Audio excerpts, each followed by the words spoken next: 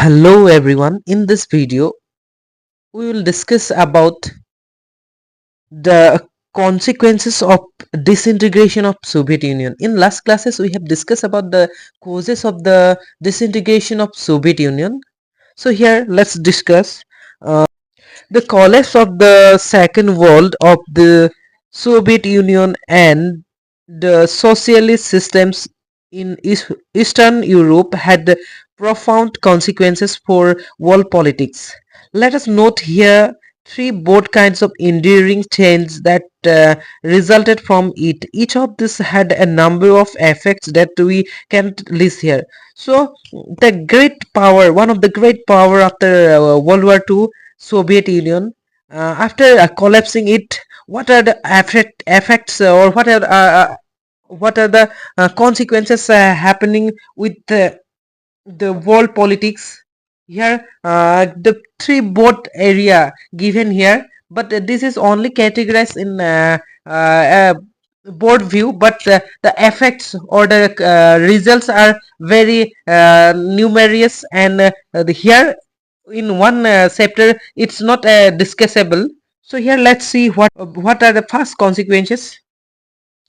First of all, it means the end of Cold War confrontations. The ideological dispute over whether the socialist system would beat the capitalist system was not an issue anymore, since this dispute had engaged the military of the world of the two blocs, had triggered a massive arms race and accumulation of nuclear weapons, and had led to the existence of military blocs.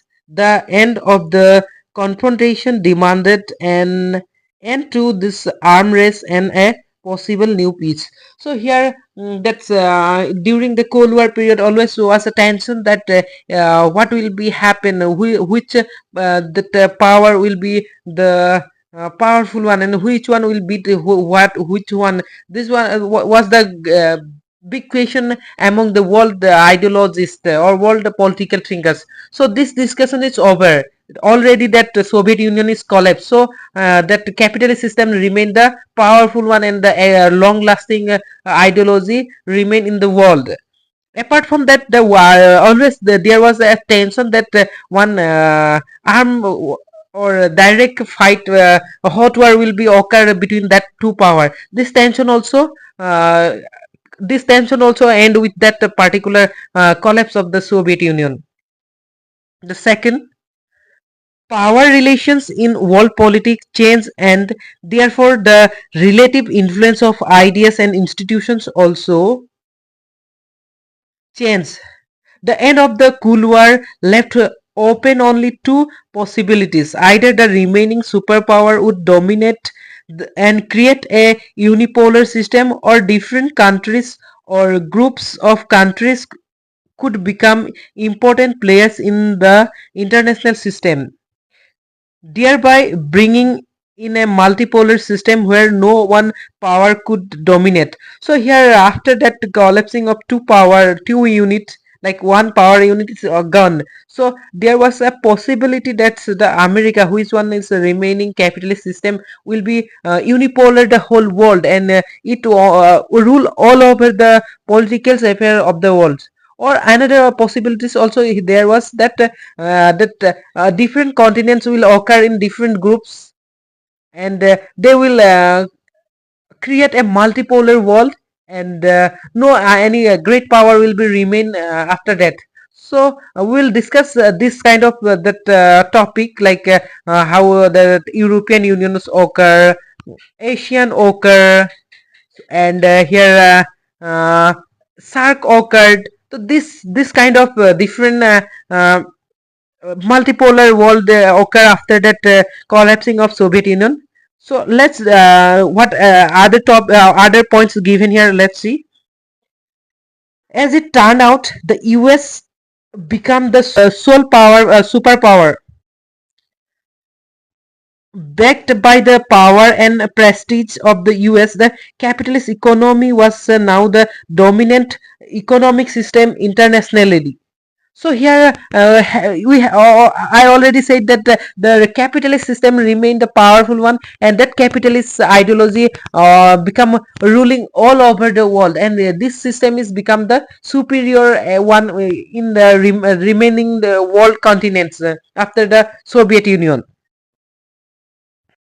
Institutions like the World Bank and International Monetary Fund become powerful advisor to all these countries since they gave them loans for their transitions to capitalism. Politically, the notion of liberal democracy emerged as the best way to organize political life. So here the two powerful yes, bank or world unit like a World Bank or monetary fund, these two institutions, world institutions, given the taking the rule of the as a converting this remaining world who has become the part of the Soviet Union, or who was stay far from that both political ideologies. Now they are that these two on institutions try to convert those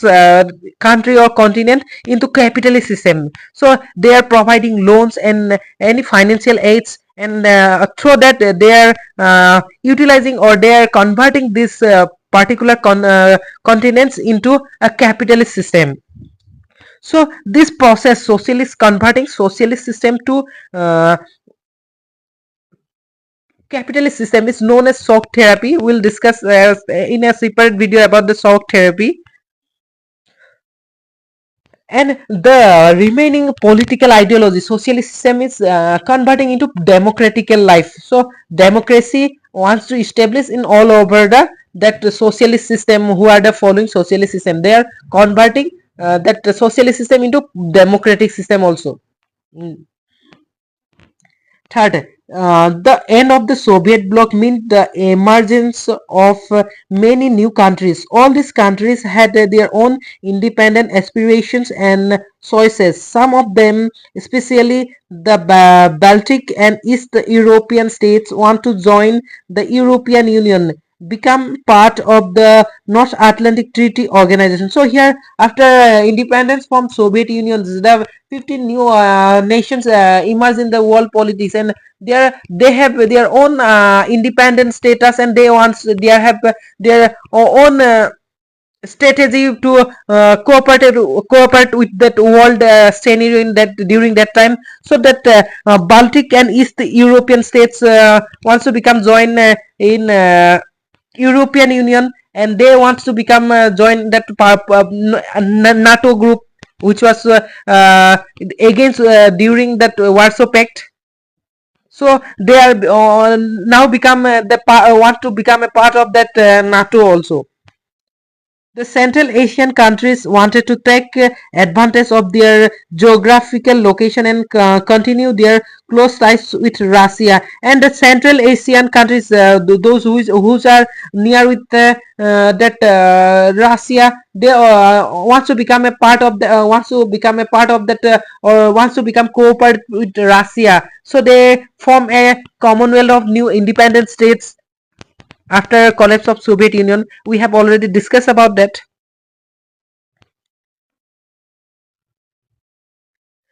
And also established ties with the US. They also wants to become established tie or wants to cooperate with the West society also. That's continent. The US, China, and others. So here, US, China, and others. Those all country they wants to establish relations with them also. Thus, the international system, so many new players emerge, is with its own identity, interest, and economic and political difficulties.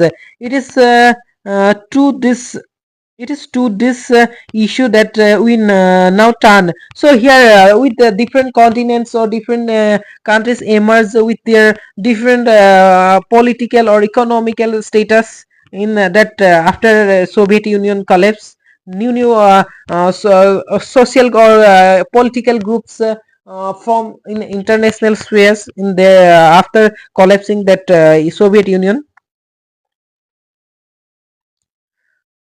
So here these are the consequences, major consequences occur after that collapse of Soviet Union.